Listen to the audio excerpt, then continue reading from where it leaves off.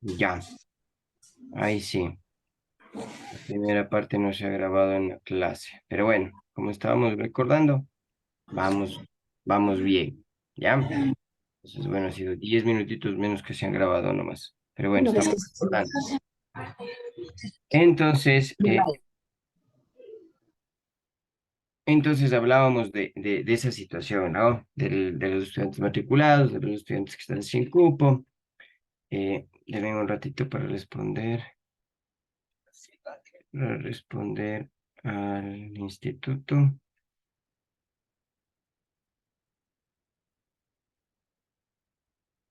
Ya, buenas tardes.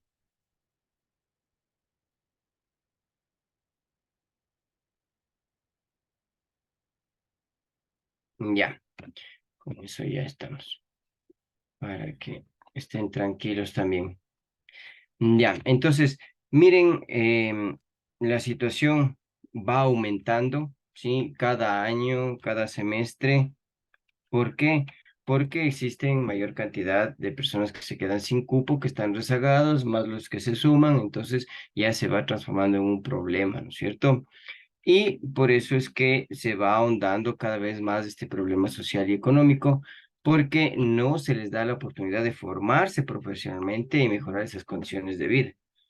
Entonces, ese es el problema más grande que nosotros encontramos en este elemento del acceso, permanencia de las personas en el sistema educativo superior. ¿Ya? Entonces, hay muchos estudiantes que ingresan a los institutos tecnológicos, ingresan a las universidades privadas, pero después del costo de las matrículas, del costo de las materias, no les permite continuar y finalizar esos estudios. Entonces, si nosotros desearíamos hacer un estudio sobre eso, tendríamos que partir desde cuántos estudiantes fueron matriculados, cuántos se quedaron sin cupo y cuántos lograron finalizar, ¿no? Pero también está el sentido de que la sociedad gira en torno a eso, ¿no? Gira en torno a los que no pudieron terminar las carreras. ¿Por qué? Porque si analizamos desde la parte de la estructura, ¿sí? De la sociedad, necesitamos de las personas que no logran terminar sus estudios. Entonces, es ahí cuando la sociología dice la sociedad en sí funciona como una estructura y esa estructura no tiene que verse afectada, no puede moverse, funciona como un relojcito. Y si a ese reloj le falta alguna pieza, entonces no funciona lo demás. Entonces, para mantener ese nivel, ¿sí? Es lo que se debería analizar, ¿no? Por qué es necesario mantener ese nivel y no poder cambiar o transformar esos indicadores? Luego estábamos analizando la parte de educación y cultura y eh, iba, sí, este análisis en torno a las manifestaciones que tiene el ser humano en cuanto a su influencia como persona dentro de la sociedad. Entonces, ese proceso de adquirir, transmitir conocimiento, las actitudes, se basa en un conjunto de creencias, de tradiciones, de lenguaje mismo, la forma de vivir de ese grupo humano, ¿no es cierto?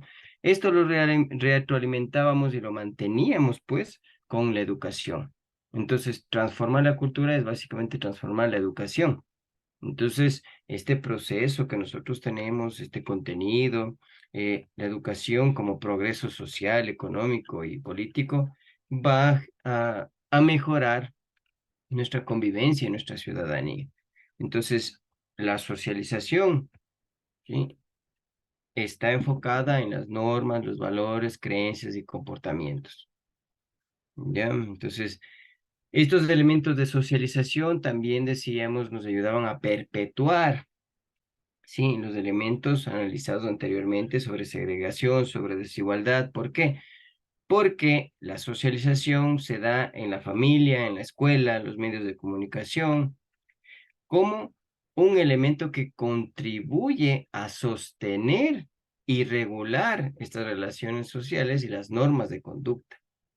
Entonces, el papel de los medios en educación era muy importante, ¿no? Porque nos permitía reproducir los elementos culturales.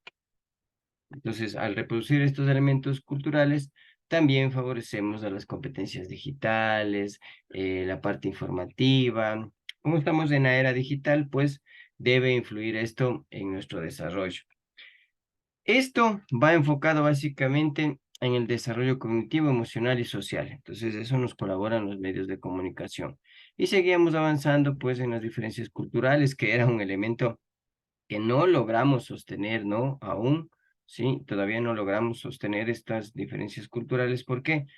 Porque en cuanto al aprendizaje, la memorización, el proceso de enseñanza-aprendizaje, en diferente, por la cultura existen muchas diferencias. Entonces, lo que supuestamente debería ser homogéneo para todos no lo es. ¿Sí? Inclusive al momento de educar existen otras formas. Entonces, eso es el desafío del docente actualmente. El día de hoy, entonces, llegamos a la parte de educación y género. Vamos a analizar este tema, ¿sí? Que va teniendo fuerza en el país, va teniendo fuerza en el mundo, que es esta situación del género. Entonces, la sociología empieza a analizarla. ¿Por qué? Porque entiende que la educación, al ser un proceso de formación, de desarrollo de capacidades, habilidades, valores, ¿sí? También necesita entender qué es esto del género como una categoría social que se construye a partir de estas diferencias biológicas, ¿no es cierto?, entre hombres y mujeres, pero que también implican normas, implican estereotipos que condicionan estas identidades, relaciones, oportunidades. Entonces, la educación y el género se influyen mutuamente, lo que nos dice o lo que nos lleva a que existan desigualdades en la sociedad. Entonces, la permanencia, el rendimiento y la calidad de educación de las niñas, niños y jóvenes va a girar en este sentido, ¿no? El género interactúa en estas dimensiones, ¿sí? Proponiendo una educación inclusiva, equitativa y de calidad para todas las personas. Por ejemplo, en un recreo, las niñas se sientan a conversar y los niños están jugando fútbol, ¿ya? O en un receso de la universidad, los jóvenes salen a fumar un tabaco y las mujeres se sientan a conversar. Entonces, ese tipo de formación cultural y de género que influye netamente en el ser humano es lo que se debe analizar y tratar de eliminar esta brecha. ¿Por qué? Porque la brecha de género, pues sí existe. Y existe desde muchos factores. Sí, lo que nos plantea aquí el Programa de Naciones Unidas es que el Ecuador ocupa el puesto 95 de 189 países en el índice de desarrollo de género, que mide el progreso de las mujeres en salud, educación e ingresos. Entonces, al término del puesto 95, no estamos ni tan mal ni tan bien, ¿no es cierto? Pero podemos estar mejor. Entonces, ¿qué influye en esto? Influye básicamente la desigualdad al acceso y permanencia en el sistema educativo. Y también en el sistema educativo superior. ¿Por qué? Porque el 45.8% de los hombres llegan a la educación medio superior, ¿sí? Mientras que las mujeres terminan la educación básica, está en el índice del 51.9%. Entonces, estas causas son el tipo entre las causas principales está el estereotipo de género, la pobreza, la violencia, la maternidad temprana, ¿sí? Las responsabilidades domésticas, por ejemplo, la hijita primera, como ya es más grande, tiene que ayudar a cuidar a las dos pequeñas. Entonces, le estamos generando responsabilidades que no son netamente de esa persona. Entonces, eso se convierte en un estereotipo, ¿ya? Y eso se generaliza, porque como es más grandecita, tiene que ayudar en la casa y eso permite que no pueda continuar con sus estudios. ¿Por qué? Porque como son tres, entonces hay que apoyarles a las menores, ¿no? Entonces, ese es un tema de estudio dentro de esta aspiración de calidad y de carrera profesional que nosotros necesitamos. ¿Por qué? Porque se reproduce cada vez este ciclo de desigualdad. Entonces, si una mujer no tiene acceso a estos elementos que le permitan eliminar estas barreras, no van a lograr un nivel educativo suficiente, por ende, menos oportunidades laborales, menos ingreso, menos participación en la política. A pesar de que exista paridad de género, si está un hombre, debe existir la mujer en la política y todo, no se logra o no se ha logrado aún generar una igualdad. Y existe cada vez mayor invisibilización de la mujer en la política, ¿ya? Entonces, siempre cuando una mujer está en el ámbito político es atacada, ¿no? Entonces, la mujer, al estar entre varios hombres, siente eso, de ese ataque, y por eso es que no logra generar esta participación. Para revertir esta situación, se requieren de políticas públicas, las tenemos, se requiere equidad de género, la hay en las escuelas, no tanto como se desearía, pero ya dimos los primeros pasos, que eso es eh, algo que debemos aplaudirlo, ¿no? ¿Por qué? Porque ya se han implementado medidas, por ejemplo, el Ministerio de Educación recién sacó un curso para todos los servidores públicos que era de manera obligatoria que se debía realizar en cuanto a la eliminación del sexismo dentro de las áreas de trabajo. Entonces, con eso ya estamos garantizando, sí, en cierta medida que la gente conozca sobre lo que se está haciendo. Por ejemplo, los micromachismos, sí, la microviolencia o violencia normalizada. Entonces, Ah, eh, en el sistema educativo superior, por ejemplo, van a formar grupos, sí, están dos hombres y una mujer. Entonces, ya tú eres mujercita, tú vas a ser la secretaria. Entonces, ese tipo de chistes, ese tipo de, de normalización del lenguaje también conlleva un hecho de violencia, ¿no? ¿Sí? Por ejemplo, otros hechos que conllevan a la violencia es tener juguetes con un sentido o una simbología hacia lo masculino y hacia lo femenino. Entonces, como es hombre, debe jugar con las pistolitas, ¿no es cierto? Y como es mujer, entonces debe jugar al té. Entonces, ese tipo de elementos es lo que ya mientras vamos creciendo, nos lleva a tener esos sesgos, ¿sí? Ahora, ¿cómo podemos eliminar esto? Cuando en verdad se genera una capacitación, una inclusión, ¿sí? Que tengamos espacios donde se pueda generar, ¿sí? Discusiones, debates sobre esto, que estén libres de violencia para los estudiantes, que faciliten la conciliación entre la vida académica, laboral y familiar. ¿Ya? Por ejemplo, es más fácil que una mujer que no tiene hijos consiga un trabajo que una mujer que sí tiene hijos, ¿sí? Entonces, es más fácil que una mujer que no está embarazada consiga trabajo que una mujer que sí está embarazada. ¿Por qué? Porque los empleadores consideran que como tiene el embarazo, no, pues es que hay que darle mayor reposo, hay que darle mayores prestaciones y toda la situación, no va a venir ciertos días, necesitamos gente proactiva. Entonces, eso nosotros hemos normalizado, ¿ya? Por ejemplo, el otro día que fui para el centro de Quito, decía, se necesita en un local, ¿no? Se necesita señorita con buena presencia. Entonces, eso de buena presencia, ¿qué conlleva? Dice, tú no puedes, ¿no? ¿Por qué? Entonces, ¿a qué se refiere con buena presencia?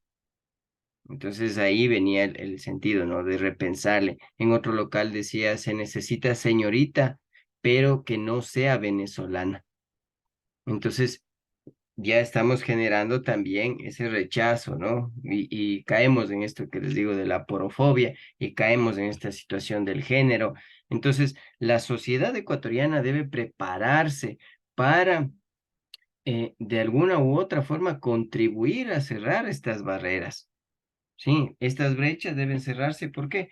Para mejorar las condiciones de vida de las mujeres, porque mejorar la condición de vida de una mujer es mejorar la condición de vida de la familia.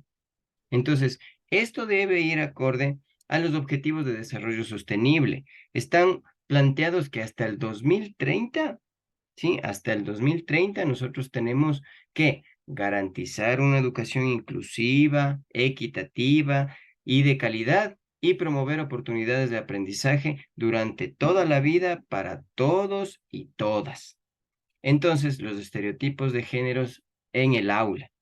Vamos a analizar estos tipos de géneros en el aula. Sí, más adelante, ahora les voy a compartir unas diapositivas para ir sumando a lo que hemos estado analizando, ¿no? Para ir sumando, ir aumentando nuestro conocimiento. Entonces, ahí tenemos, ¿no?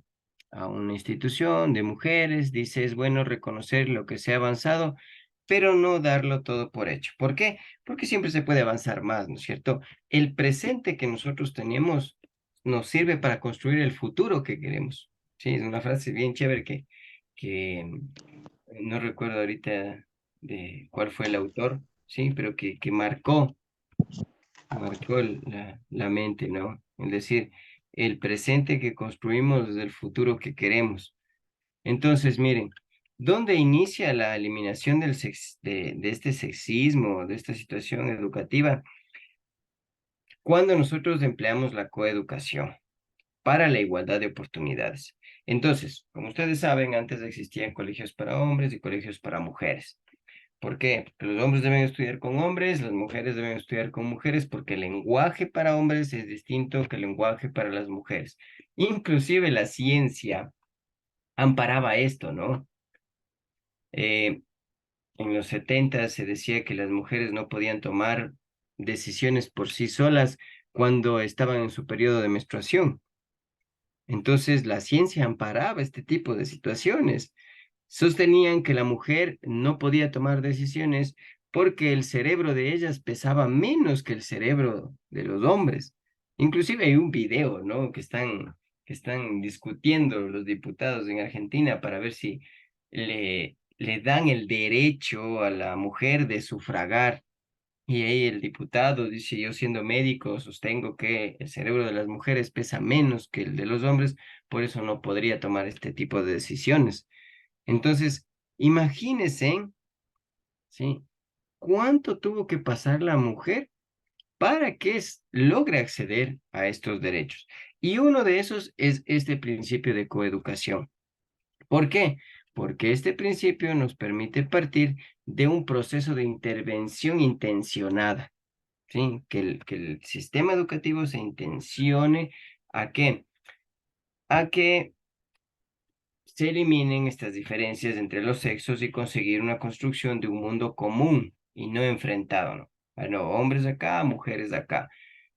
Luego, el camino hacia la igualdad de oportunidades de trato, de condición, de derechos, deberes, de exigencias, de expectativas, cargas, cargos, recursos, tiempos, de espacios. Es verdad que la naturaleza nos construyó de una forma distinta, ¿sí? Los hombres tienen ciertos elementos, las mujeres tienen ciertos elementos, pero lo que necesitamos aquí no es un revanchismo, sino es una cooperación. Y eso es lo que analiza la sociología. Analiza cómo la coeducación va cambiando a la sociedad y va cambiando el sentido de la sociedad. Por ejemplo, nosotros no podríamos ver o no podríamos analizar los impactos educativos que han tenido en estos últimos 2 años, ¿sí? El Ministerio de Educación del Ecuador, porque necesitamos para el estudio siquiera unos 10 años para observar cómo ha cambiado, ¿sí? En el ámbito educativo superior, ¿sí? Para analizar el rezago escolar que existe actualmente en las condiciones para el acceso a la educación superior, ¿sí? También lo debemos analizar de aquí a 8 a 10 años. Entonces, como nosotros veníamos en un proceso, ¿sí? de acceso al sistema educativo superior y de pronto se suspende por el COVID, ¿sí? Esto nos permite reiniciar totalmente. O sea, el COVID fue un hecho de que fue en cero, cae todo y de aquí empezamos nuevamente. Y ahí se rezagó totalmente el camino que ya habíamos trazado. Entonces, habrá que ir analizando cómo va fluctuando en el camino, cómo se van subsanando estas situaciones. ¿Por qué es necesario coeducar? Porque la educación sigue estando basada en un modelo androcéntrico. ¿Qué quiere decir androcéntrico? En un modelo netamente del hombre. Entonces, el hombre es el que marca este elemento educativo. Pues, los textos, la parte del lenguaje, la parte de la comunicación, ¿sí? Ingresamos, señores, buenos días, ¿sí? Señoritas, ¿sí? Entonces, estos elementos, el mismo currículo, si está enfocado en un modelo androcéntrico, pues no estamos, ¿sí? Teniendo este elemento de coeducación. Por eso es necesario. Dar este giro es necesario y darlo para un modelo ginocéntrico. Entonces, el ginocentrismo, ¿qué nos dice? Que debemos basarnos en una perspectiva social también de la mujer, ¿no es cierto? ¿Y cómo logramos esta parte del ginocentrismo? Cuando nosotros empezamos ya a dejar de invisibilizar a las mujeres, inclusive en los textos, ¿sí? Muchos textos que han sido escritos por mujeres, pues han sido invisibilizados y han tenido que firmar un hombre para que puedan salir a la venta, ¿ya? El lenguaje de los centros sigue siendo sexista. Entonces, aquí, ¿cuáles son las ventajas de la coeducación? En el Ecuador ya llevamos, sí, alrededor de unos 16 años en el tema de la coeducación, pero aún no se logra tener elementos suficientes como para decir que ya hemos eliminado y ya ahora tenemos ventajas de la coeducación.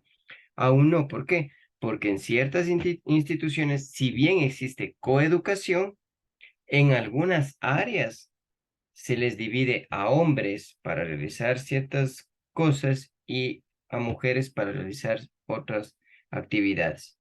¿Sí? Hay profesores para hombres y profesores para mujeres.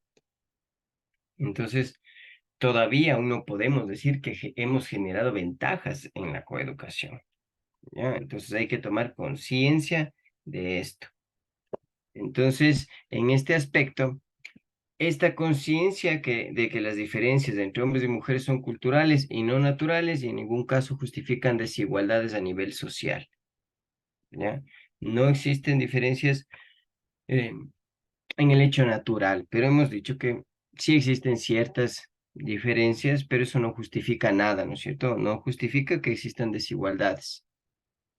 Fomentar la centralidad en el empleo y la corresponsabilidad y la diversificación de opciones profesionales. Entonces, recién salió un video en, que mujeres se enlistaron para pilotos. Entonces decía que por qué no tienen el acceso y les decía porque primero deben seguir unos cursos de mecánica y algunas mujeres no podían.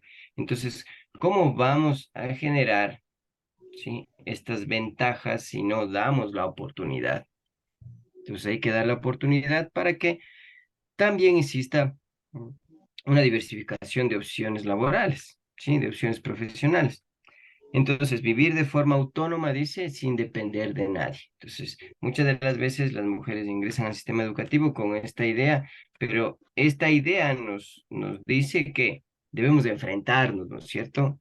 Entonces, la sociología nos dice, no, no debemos de enfrentarnos, debemos convivir. ¿Por qué? Porque cuando convivimos, eliminamos desigualdades sociales. Entonces tenemos aquí que la educación apuesta por el futuro de cualquier sociedad, ¿sí? No es el fin, habíamos dicho, pero sí es el medio para eliminar estas barreras de desigualdad social.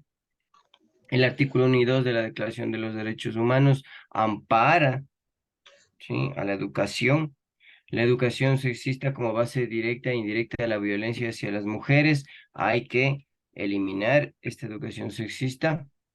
No nos cuestionamos la necesidad de la violencia, no hay necesidad siempre la violencia, en ningún caso puede ser la opción, ¿no? El problema de la violencia de género está difuminada, la impunidad de la violencia la aumenta. ¿Sí? Entonces, en el Ecuador hay que analizar cómo es que se está fomentando esta violencia dentro de las instituciones educativas, tanto de nivel de bachillerato y nivel superior, porque en el nivel superior, sí, en la educación superior, eh, existen algunos casos de impunidad y de algunas instituciones universitarias, de algunas instituciones tecnológicas donde se han dado situaciones de impunidad dentro de la violencia hacia la mujer. Por ejemplo, en cierta institución X existía un profesor que ingresaba y a las mujeres les decía mariitas. Entonces una chica decía, pero yo me llamo Verónica. Y el profesor le decía, no, tú te llamas María como todas las demás. Entonces ese es un elemento de violencia que existió, que se analizó, se le llevó a la situación de la denuncia, pero se quedó en la impunidad.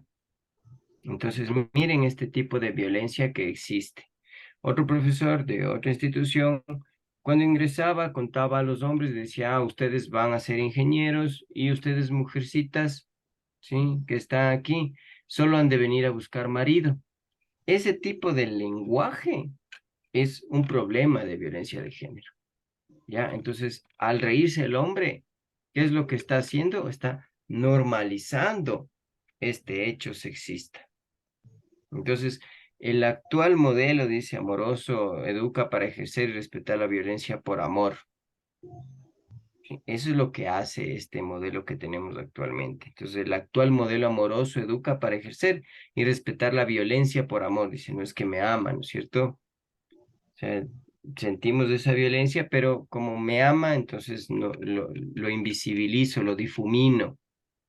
Entonces, ahí viene esto que dice la socialización de lo atractivo hacia el modelo hegemónico masculino.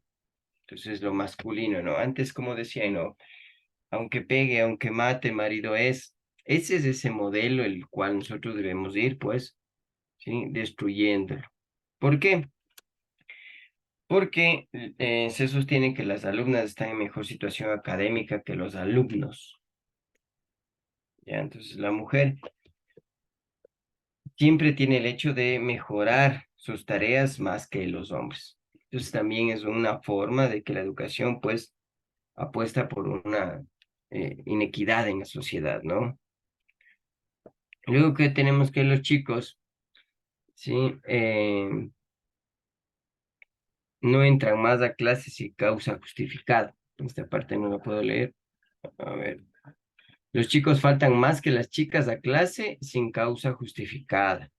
Las chicas valoran más significativamente la convivencia. Entonces, mire, es un hecho de evolución. Sí, hay que entenderla también en el ámbito de la evolución. Las chicas necesitan un ámbito, necesitan ser abrazadas por más mujeres, necesitan sentirse en su círculo, ¿sí? Y eso no significa que sean menos.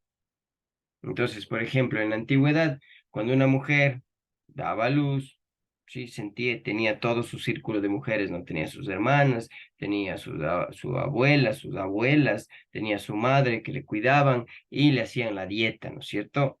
En cambio ahora, la mujer está dando a luz, su mamá está trabajando, la chica después tiene que contratar a alguien para ponerse ya a trabajar. Entonces se rompió estos lazos de mujer. Entonces, ¿con quién tiene que convivir o con quién tiene que tratar de desahogar? Es con otra mujer, porque obviamente un hombre no va a entender por lo que está pasando. Entonces, ahí es cuando significativamente las mujeres pues tienen que generar esta convivencia, pero no quiere decir que esté mal. Entonces, eso analiza la sociología. Los chicos participan en situaciones agresivas o de acoso en mayor medida que las chicas y suelen ser además las víctimas. El hecho en el medio de transporte, dentro de las instituciones educativas, en, en las instituciones educativas superiores también sucede esto, son situaciones agresivas o de acoso hacia las compañeras, ¿ya? Las alumnas perciben un mayor nivel de confrontación en las relaciones de sus iguales, adoptando posturas mucho más claras contra la violencia.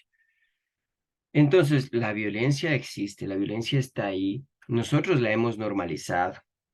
Y nosotros somos los culpables de que aún se sigan dando estos elementos disruptivos.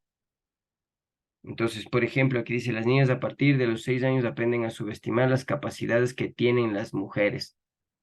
Sí, por ejemplo, hoy leía un artículo que la pedofilia es cultural. Entonces yo decía, ¿cómo la pedofilia es cultural? Dicen que sí, ¿por qué? Porque los medios de comunicación también eh, los medios de comunicación también aportan a este elemento, porque la mujer es bonita cuando no tiene arrugas, ¿sí? La mujer es bonita cuando está joven. Entonces, el hombre que dice, no, no, es que es viejita, ya no está guapa, ¿no? Entonces tengo que ver una más jovencita. Entonces, si yo soy un viejo de 56 años, no me van a gustar las mujeres de 56 años porque ya están arrugadas, sino me van a gustar las mujeres que tengan 18, 20, 25 años. Entonces, miren estos elementos que se encuentran desde los medios de comunicación que ayudan y ahondan los problemas dentro de la sociedad. Y en el ámbito educativo, si nosotros estamos a nivel superior, ¿sí?, dando las clases, entonces va a decir, no, no me va a gustar una mujer vieja, no, sino una jovencita. Entonces, esos elementos son los que juegan y los que debemos analizar en estos, en estas, en estos temas de la sociología, ¿sí? Cómo culturalmente esta sociedad está ahondando cada vez más en estos temas de la pedofilia. ¿Ya? Entonces, continuamos. Replantear los planes de convivencia y de igualdad desde una perspectiva que tengan en cuenta dichas diferencias, es decir, desde una perspectiva de género, de forma que pueda erradicarse el modelo dominio-sumisión, pero el de cooperación basado en el respeto y la igualdad. Entonces, ¿cómo nos replanteamos estos elementos de convivencia si la misma sociedad, el mismo elemento cultural, me está a mí frenando para yo realizar eso? Sí, entonces yo estoy desde la niñez normalizando el hecho de que el hombre tiene que tener mayor predominio, ¿sí?, sobre la mujer. Entonces, ¿cómo logro eso? Ah, te caíste, pero no debes llorar porque eres hombre. Sí, la mujer se cayó, sí, te caíste. A ver, yo te curo, te abrazo, te digo sana, sana, entonces tienes que estar tranquilita.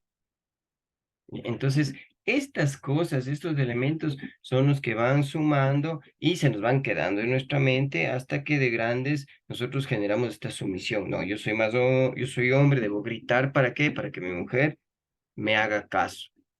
Entonces, ¿cómo elimino esto? Si en la televisión me están repitiendo y repitiendo que el hombre es el que debe manejar, el que tiene el dominio, ¿sí?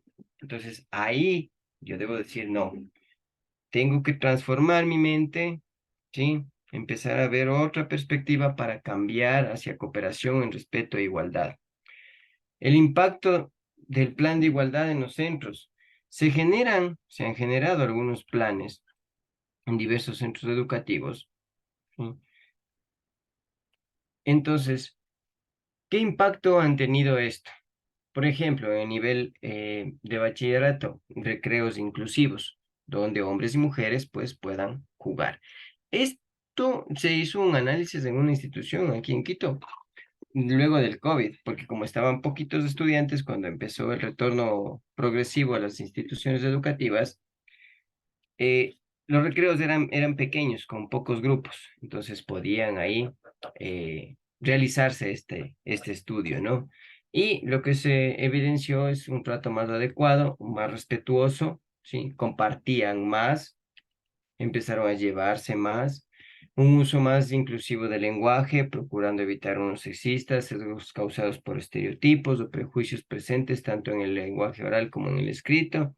Entonces, estos sesgos de estereotipos se fueron eliminando de segregación y más hacia adelante vamos a ver cómo aún se mantienen estos elementos que segregan. Sin embargo, ya se ha tomado una conciencia y una reflexión para eliminar estas actitudes.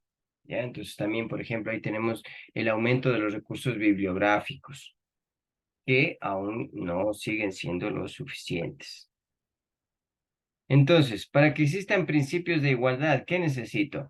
Una transversalidad, una inclusión, visibilidad y paridad. ¿Ya? Entonces, paridad, hombre y mujer, hombre y mujer, hombre y mujer. Transversalidad, tener, ¿sí?, unos objetivos o unos indicadores transversales que dirijan mi currículo para, pues, o mis clases, ¿sí? Para poder dar este principio de igualdad.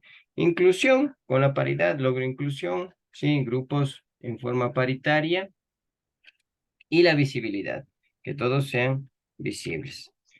La mirada de género en los libros de texto y materiales curriculares. Esto es interesante. ¿Por qué? Porque los textos, aparte de generar ideología, ¿sí?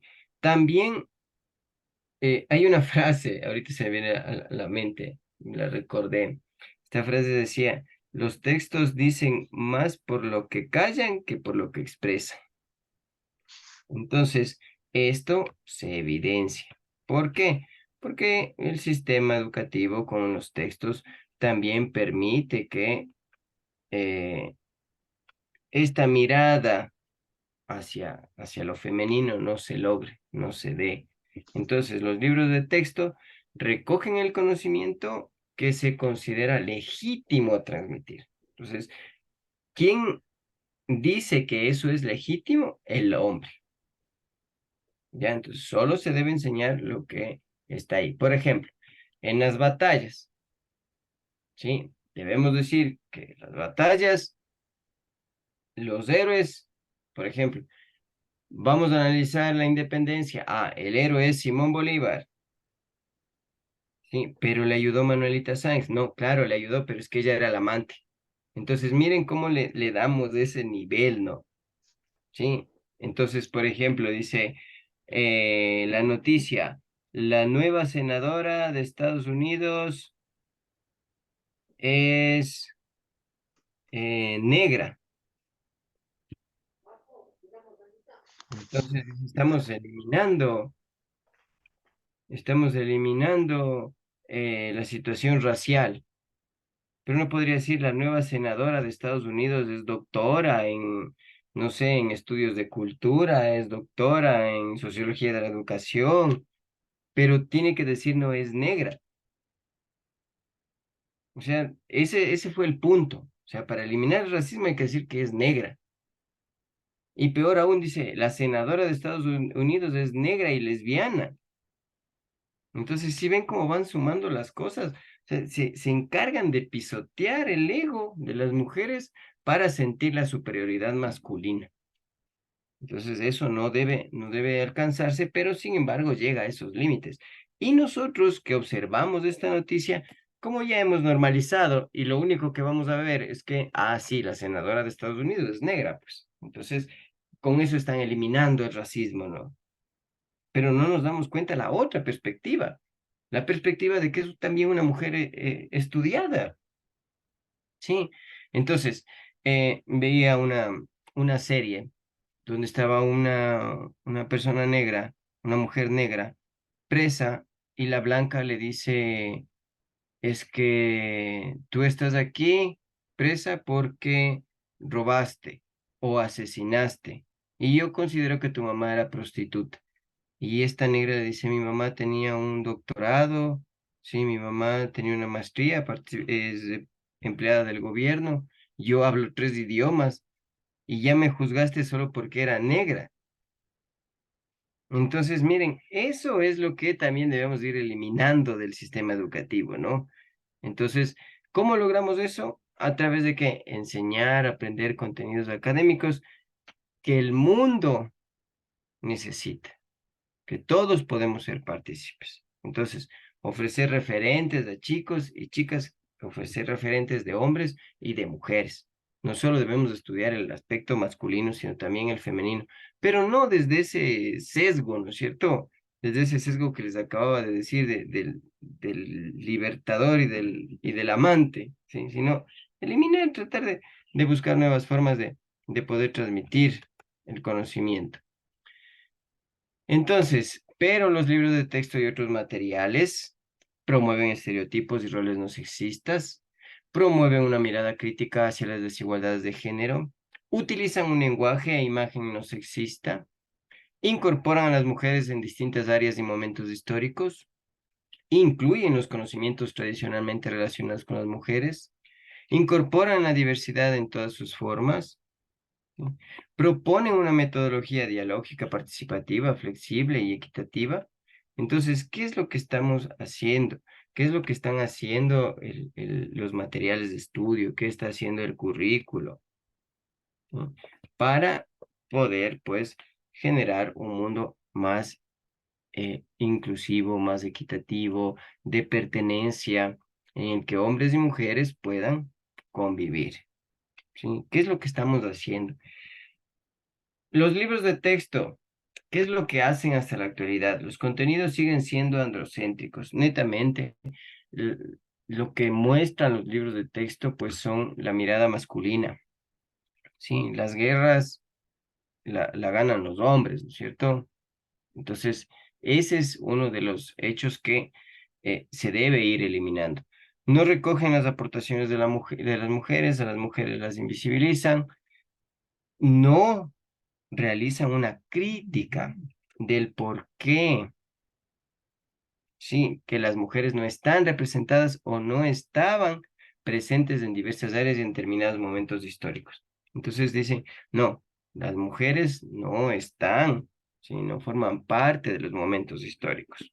Entonces, al formar parte, ahí estaríamos dando un giro ginocéntrico, ¿no es cierto? Por ejemplo, hay un texto muy chévere que se denomina Las mujeres en la independencia. Deme un ratito, por favor. Mm,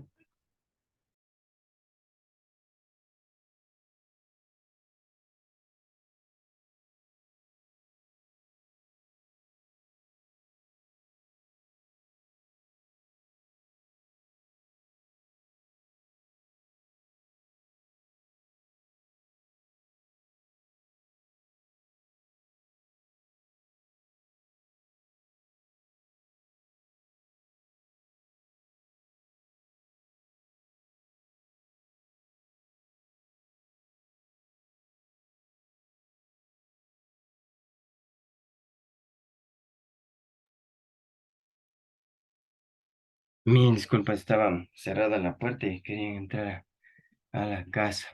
Ya, entonces, existe un texto bien chévere, bien bonito que se llama Las mujeres en la independencia, por ejemplo. Ya, esto conlleva a que entendamos que existió otra perspectiva. ¿Ya? Y que las mujeres sí participaron de estos momentos históricos. Entonces, se han asignado papeles muy estereotipados a hombres y mujeres, ¿no es cierto? Entonces, ¿cómo, cómo han sido estos papeles? Esta asignación de papeles ha sido sobre la fuerza, la valentía, ¿sí? La lucha. Entonces, con esto hemos creado un falso masculino. Ya el hombre no llora, el hombre no hace nada malo. No sé si ustedes recuerden. ¿Qué sería por el año 2016 tal vez? Salió unas propagandas de un niño que le regalaban unos guantes de box y de una niña que le regalaban unas esposas. Sí, entonces a la niña le ponían las esposas, jugaba al tecito, el niño jugaba a boxear, después se casaban y él le pegaba y ella estaba con las esposas. Entonces, eso es asignar un falso masculino. Entonces, esto es lo que sucede con los hombres en la actualidad. Por eso es que no se muestra una diversidad de género y ni tampoco en el aspecto familiar. Por eso es que existen los asesinatos hacia las mujeres porque se está sobrevalorando el hecho del masculino sobre el femenino, ¿no? Entonces, aquí tenemos algunos ejemplos de cómo los textos, ¿sí? ayudan a perpetuar esta desigualdad, ¿sí? entre hombres y mujeres. Por ejemplo, mire, dicen, las conductas homosexuales. Estudios científicos ponen de manifiesto que la homosexualidad y la heterosexualidad no son equiparables desde el punto de vista de la salud. Esto se debe a la propia naturaleza de la relación homosexual, que supone asumir un mayor riesgo y suele asociarse con multiplicidad de parejas. ¿Ya? ¿Y qué nos dice de la heterosexualidad? Entonces ponen ahí, ¿no? La heterosexualidad, en el contexto de un compromiso estable y protegido por el amor y la fidelidad mutua, es el modo más saludable de sexualidad. Es también el entorno más óptimo para la educación de los hijos, donde aprenden a amar y por naturaleza son amados. Entonces, estamos aquí reflejando los dos puntos de vista dentro de un texto de educación secundaria, ¿sí? Que tenía este contenido. Entonces, lo subrayado con rojo, la homosexualidad y la heterosexualidad no son equiparables, o sea, no son iguales desde el punto de vista de la salud, ¿sí? ¿Por qué? Porque la homosexualidad conlleva a tener un mayor riesgo, mientras que la heterosexualidad es el modo más saludable de sexualidad. Entonces, miren, ya estamos generando una división, ¿no es cierto? Generamos un descontento.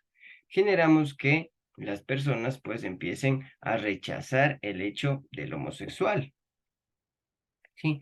Y desde niños, si un compañero tenía ciertas características que no eran masculinas, pues ya le molestábamos, ¿no?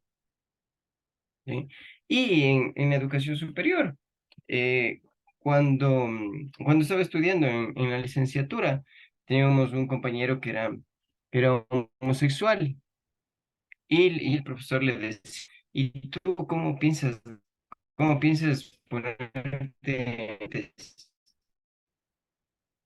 Entonces es un modelo, es una forma que en ese momento no se entendía como violencia. Sí, porque ahí ni siquiera se pensaba hablar sobre estos temas. O sea, no era algo que como hoy en día ya se puede conversar de estos temas, ¿sí? El hecho de tener un amigo homosexual también era muy complejo. ¿Por qué? Porque decían que eso se podía pasar, ¿no es cierto? Entonces decían, ¿pero cómo? Y nadie, pues, en el tema quería hablar sobre eso. Entonces, miren cómo se va ahondando. Sí, y ahora el hecho de la homosexualidad a los hombres nos causa chiste, ¿no? Por eso es que, por ejemplo, el 31, sí, el 31 de diciembre, en el contexto ecuatoriano nos vestimos de viudas, sí, y eso es chiste, es una mofa, es algo que permite invisibilizar el hecho de la mujer, porque el hombre es el que baila, ¿no? Y todo, y hace mofa de un género que no es el de él. Sí, entonces por eso es que decían, el hombre se siente con libertad, muestra su lado femenino. Sí, entonces solo ese día podemos demostrar eso, y a otros días ya no. Sí, no es permitido. Entonces, ahí estamos cayendo en este tipo de rivalidades. Ahora, otro ejemplo. Otro ejemplo extraído desde los textos de la biología. Entonces me dice, en el varón, ¿sí? Los varones homosexuales tienen mayor riesgo de adquirir una enfermedad de transmisión sexual que los heterosexuales, debido a la promiscuidad sexual y a otras prácticas que incrementan los riesgos individuales para el SIDA y la hepatitis. La hepatología entérica en los homosexuales se manifiestan por distintos síndromes. Entonces, mire, ¿sí? ¿Qué es lo que me dicen, no? O sea, el varón homosexual tiene más riesgo. ¿Por qué? Porque es promiscuo en su tema sexual. O sea, no respeta su cuerpo. ¿Ya? Pero no habla del heterosexual masculino que se va, no sé, puede irse a una casa de citas y también puede contraer una enfermedad de transmisión sexual. Pero ya me explica, ¿sí? Que el homosexual es el que tiene más riesgo. Inclusive cuando recién salió la enfermedad de transmisión sexual del SIDA, ¿sí? Que es el síndrome de inmunodeficiencia adquirida, sostenían que solo era una enfermedad que les daba a los homosexuales. Entonces ahí es cuando se pone a pensar, sí, empieza a darse toda esta situación de que no, no era solo de homosexuales, sino que era una enfermedad que daba a cualquier persona, no importaba el sexo, no importaba la religión, no importaba nada, ¿sí? Y hoy nos damos cuenta que las enfermedades nos da a todos, sin importar si somos hombres, mujeres, homosexuales, lo que fuere, ¿sí? Lesbianas, gays, lo que fuere. Entonces, luego vienen los movimientos radicales, ¿no? Este es tomado de un texto de España. Son la faceta más espectacular del movimiento feminista. Defiende la confrontación entre los sexos, organizando sus propios partidos políticos en los que solo admiten a mujeres. Algunos de esos partidos defienden el lesbianismo como la mejor opción sexual para las mujeres, mientras que otros consideran que la mujer es una clase social oprimida. ¿Ya? Entonces ahí dice el Partido Feminista de España, ¿no? Entonces, ¿cómo se da este hecho? ¿Sí? Algunos estudiosos dentro de la sociología analizan esta parte del feminismo y sostienen que el feminismo nace como una respuesta del capitalismo para tener mayor cantidad de mano de obra asalariada, de mano de obra que se pueda explotar. Y este ingente económico lo encontraron en las mujeres. ¿Por qué? Porque llega la Primera Guerra Mundial y quienes debían ir a matarse eran los hombres. Entonces las empresas empezaron a quedarse sin sus empleados, ¿sí? Empezaron a quedarse sin obreros. Entonces, ¿quiénes asumieron esos puestos de trabajo? Obviamente, con precarización laboral, fueron las mujeres. Entonces empezaron a generar este tipo de empleo, ¿sí? Pero, pero a menor paga. Entonces, como ganaba menos, cuando ya se terminó la Primera Guerra Mundial, llegaron los hombres, ya no contrataban muchos hombres, sino a las mujeres. ¿Por qué? Porque podían pagar menos y la ganancia para la empresa era mayor. Llega la Segunda Guerra Mundial. Nuevamente, los hombres a enlistarse e irse a la guerra, a matarse, a asesinarse. Pero las mujeres tienen que sostener las economías. Y las mujeres llega a un punto en que dicen, oigan, pero nos están estafando, pues nosotros también estamos trabajando. Y yo le veo que Pepito Pérez está ganando $500 y a mí me están pagando 120, entonces no existe una igualdad. Y él está haciendo el mismo trabajo que yo hago porque él gana más, ¿sí? Porque a él le pagan más y a mí me pagan menos. Ahí es cuando empiezan los movimientos feministas a generar una igualdad. Entonces el movimiento feminista no dice, oiga, vean, ¿por qué no todas nos hacemos lesbianas? ¿Sí? O el movimiento feminista no dice, oigan, vean, ¿por qué todas no nos pintamos el cabello de cierta forma? ¿Sí? O el movimiento feminista no dice, oiga, ¿por qué todas no, no matamos a los hombres? ¿Sí? No me dice eso el movimiento feminista. El movimiento feminista me dice, oigan, necesitamos generar igualdad entre las condiciones laborales de los hombres y de las mujeres, porque estas condiciones laborales están afectando a las mujeres.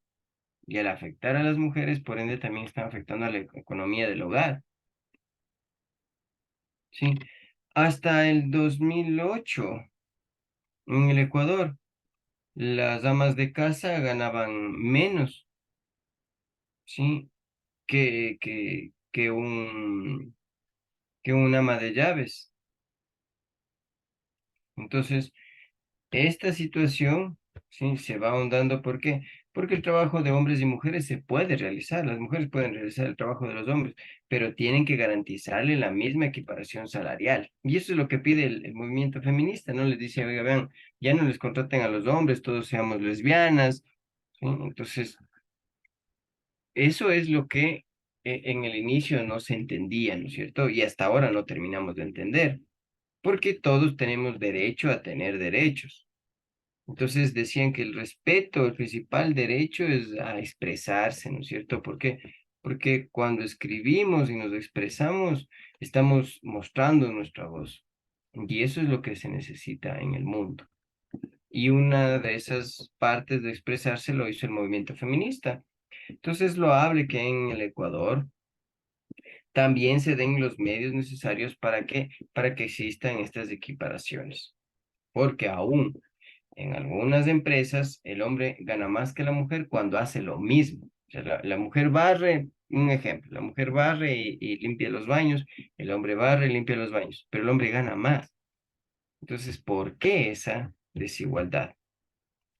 ¿Ya? Ahí debemos preguntarnos el por qué esa desigualdad. Aquí, de otro texto, diferencias psicológicas. Dice, emocionalmente, se me pasó. Emocionalmente menos estable para la competición deportiva. Sí, esta es la parte de las mujeres que les decía que la ciencia también colaboró para que la ciencia dentro de la educación colaboró para que las mujeres también sean situaciones de opresión. ¿Bien? ¿Qué nos decía la ciencia? Que la mujer es emocionalmente menos estable para la competición deportiva. La obediencia al hombre ha sido la conducta ancestral habitual y natural de la mujer. Entonces, como el hombre salíamos a cazar, pues, ¿no es cierto? Entonces regresábamos con el alimento y la mujer lo que tenía que hacer era cuidarnos, ¿sí? Y darnos la comida que nosotros ya habíamos llevado. Entonces ya preparaba, eh, realizaba todo y después nosotros solo debíamos sentarnos a comer, ¿ya? Eh, ¿Qué más nos dice de la situación de los homosexuales también? Repugnancia natural de la mujer por la agresión, lo que hace que tienda a alejarse de de la competición. Pues la mujer no sirve para pelear, ¿sí? Ahí decía, no, la mujercita no pelea, la mujercita se calla, escucha, ¿sí? La mujercita tiene que hacer lo que le dice el hombre. Entonces, esa es la situación, ¿ya? Por eso es que empiezan a darse estos hechos. Deseo ansioso y activo de evitar el éxito.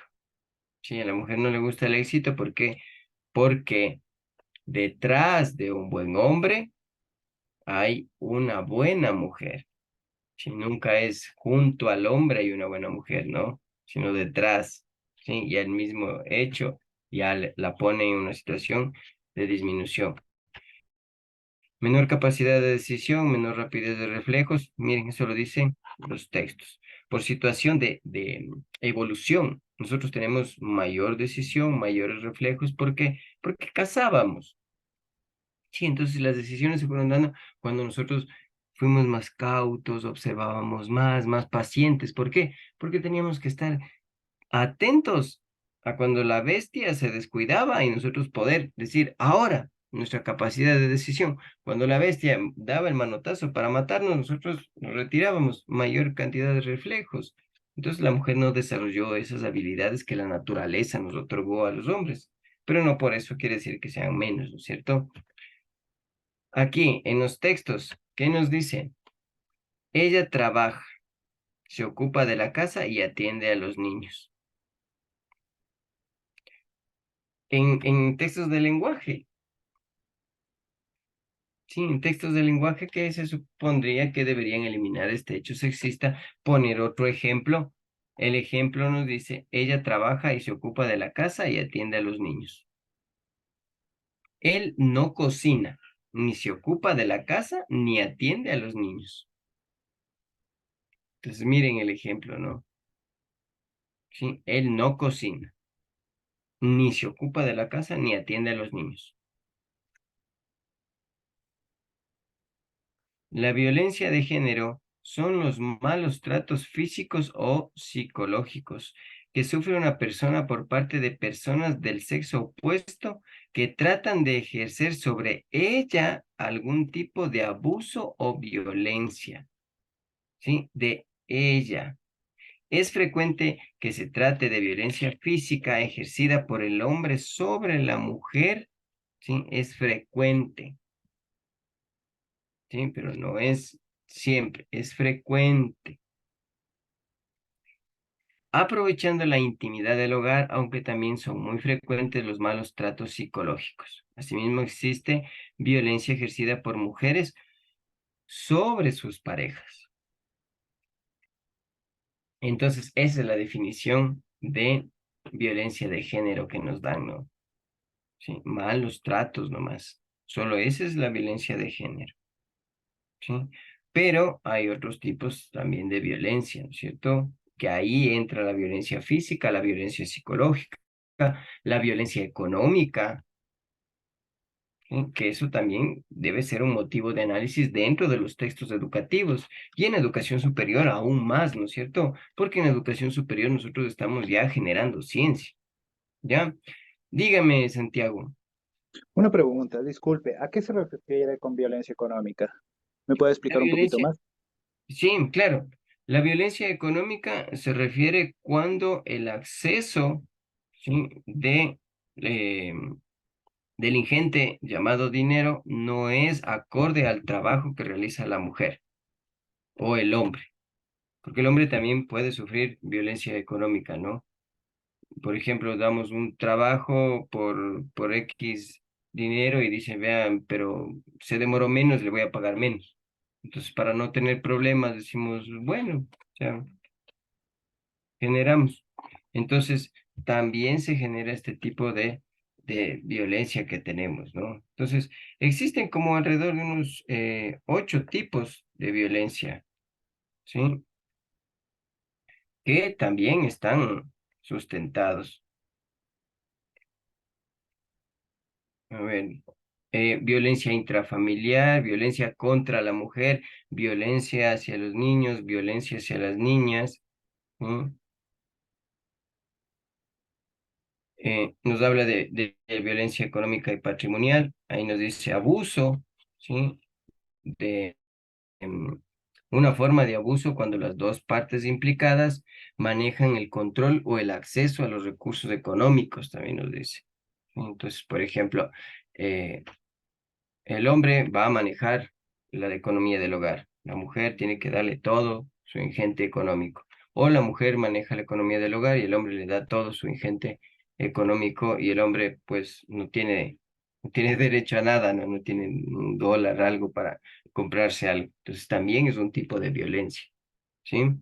Entonces hay que estar atentos a eso. Y más que todo porque lo hemos normalizado, ¿no es cierto? El hombre por lo general trabaja y lo que lleva es para su casa. Entonces eso sí está normalizado, porque inclusive los padres dicen, no, mira, yo he trabajado y siempre le he dado el dinero a tu madre. Entonces uno se queda con eso y pues también repite lo mismo, ¿ya? Entonces eso ampliamos con la violencia económica. Miren en otros textos a los niños cuando les están enseñando a leer. Dice, el niño y la niña miran el escaparate, ¿sí? Luego escribe lo que más le gusta. La niña, la casita, el carrito de bebé, la tortuga, las pulseras. El niño, las acuarelas, el barco pirata, la marioneta, la pelota de goma. Entonces, ¿cómo estamos ahondando nosotros en este hecho eh, de, de, de no generar la educación y el género? Y por eso es el motivo de que la sociología analiza todo este aspecto para decir, vean, los textos educativos también tienen un sesgo de género muy fuerte porque están reproduciendo los hechos de violencia que existen por fuera, que existen en la sociedad. Entonces, ¿por qué no poner la imagen de la niña abajo y del niño arriba?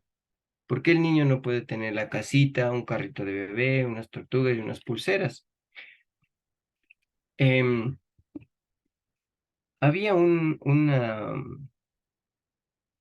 spot que salía un niñito con un cochecito con un bebé y empezaba a jugar. Y las mujeres nos decían, mira el niñito cómo juega con eso, mira, mira, mira. Decía, ¿estás jugando a las muñecas? Y el niñito le decía, no, estoy jugando a los papás. Porque en la inocencia del niño no entiende eso, que las madres, que los grandes, sí, decimos, no, pues que juega a las muñecas, ¿no? ¿Y quién tiene que jugar a las muñecas? Las mujeres. Pero el niño en su inocencia decía, pero yo, ¿por qué no puedo jugar a los papás, no? Tal vez le vio a su padre que le llevaba a su hermana, ¿sí? Y él también quiso hacer lo mismo. Entonces nosotros solo tenemos la visión para una cosa, pero no podemos abrir nuestra mente y decir, claro, no, ¿por qué un niño no puede jugar al padre y llevarle en su carrito a un bebé? Entonces miren cómo hoy en día se va dando este giro, ¿no? Y los niños con su inocencia nos muestran eso. Sí, por ejemplo, había un niñito que decía, necesito que me escuches. Decía, pero sí te estoy escuchando, sí, que me escuches con los ojos. Entonces, ¿cómo yo escucho con los ojos? Sí, o sea, viéndole, ¿no? Interactuando. Sí, entonces, no solo escúchame y tú habla y ya, sino escúchame con los ojos. A ver, te estoy poniendo atención, conversemos, charlamos, dime qué es lo que sucede y todo. Entonces, miren, así logramos eliminar este tipo de barreras que existen. Miren, completa y copia, ¿sí? Mi mamá y mi papá, ¿sí? O sea, esta es la familia, ¿no es cierto? El modelo de familia que se reproduce en los textos de los niños. Entonces, no es que les enseñemos que existe una libertad o una guía de lo que no es normal en la sociedad, ¿sí? Sino que existen otras formas de entenderse entre seres humanos. Entonces, no solo es este hecho, ¿cierto? De que el hombre y la mujer, porque hoy en día existen muchas familias que, que ya no son familia, ¿sí? Que se han separado. Entonces, el hecho de que dos mujeres también deseen formar un hogar, ¿sí? También es una forma dable dentro de la sociedad, ¿no es cierto? Entonces, había que repensar esta situación y para eso sirve la educación, ¿sí? Hay estudiantes que tienen, si yo tengo dos mamás, dice, la señora con la que está casada tu padre. No, dice, con la que se casó mi mamá, nuevamente. Y las dos me cuidan, recibo amor de ellas. Entonces, no existir este rechazo también hacia eso y darle la oportunidad de otras perspectivas, también es cambiar esta forma cultural de la sociedad. ¿Qué nos dice aquí? La persona violenta es un enfermo acomplejado y frustrado, que intenta resolver su problema destruyendo a la otra persona. Sí, entonces, en realidad es un resentimiento que existe. ¿Sí? Entonces, ¿por qué existe esta violencia? Porque en realidad esta frustración que se sostiene solo nos sirve para destruir a la otra persona, ¿no? Sí, en esta época de, de votaciones salía una persona y decía es que las mujeres marxistas, sí, son gordas y feas. Yo decía, no, pues que las mujeres que leen a Marx son las feas. Entonces, también es otro, un tipo de descontento, acomplejamiento que ella tiene y que lo traslada a las personas. Y las personas obviamente empezaban a decir, claro, es que sí, el marxismo es malo y toda la situación. Que también hay que analizar, estudiar para entender todos los hechos históricos, ¿no? Y hay que estudiar esta parte de la sociología que no muchas de las personas entienden, pero que es necesaria para saber cómo funcionan estas relaciones sociales tan complejas que tenemos. La violencia de género está reconocida por la ONU como el crimen encubierto más frecuente del mundo.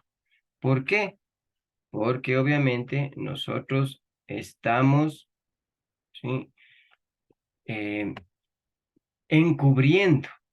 Sí, como está la palabra, encubriendo, encubrimos y normalizamos todo, ¿sí? Entonces, por ejemplo, eh, cuando un niño no se quiere acercar a alguien, ¿sí? Dice, no, pero es que dale el abrazo, es que dale un besito en la mejilla, y el niño dice, no, no, no, pero es que entonces estamos nosotros poniendo nuestra fuerza sobre él, diciéndole que su cuerpo nos pertenece a nosotros. Entonces no le estamos dando la potestad de decir, oigan, yo tampoco quiero.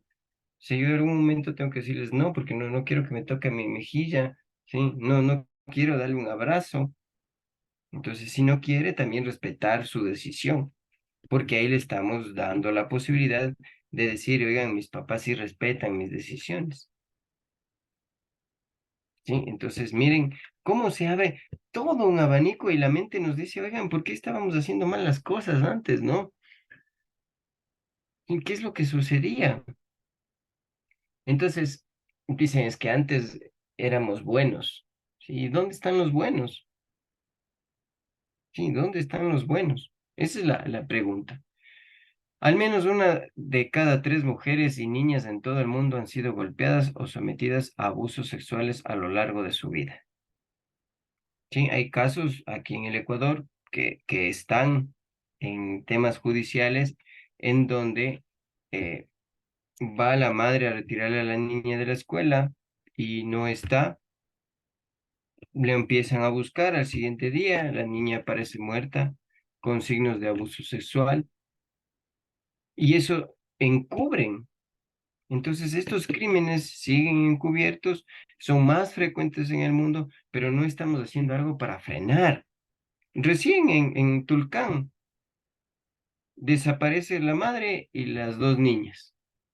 La madre ya aparece muerta, sí, ya encontraron el cuerpo, pero no encuentran el cuerpo de las dos niñas. Aún siguen desaparecidas.